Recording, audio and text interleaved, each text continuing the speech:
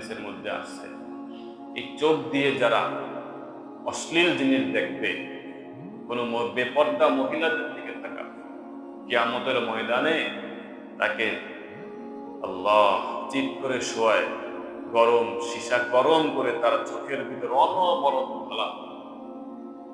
আচ্ছা বলেন তো, এটা কি আমাদের সম্ভব? সহ্য করা যাবে এটা? পর নারীর দিকে তাকানো তো দূরের কথা, বর্তমান সমাজে বেশিরভাগ মানুষ হাকিকি জেনাই অপকর্মের সাথে লিপ্ত। তাহলে চোখ দিয়ে তাকাইলে, চোখের জিনা করলে যদি এত আযাব তাকে দেওয়া হয়, তাহলে জেনা যে ব্যক্তি করেছে আর তওবা ছাড়া যদি সে ব্যক্তি মারা যায়, তাহলে সেই ব্যক্তির কত আযাব, কত শাস্তি হবে চিন্তা করেন।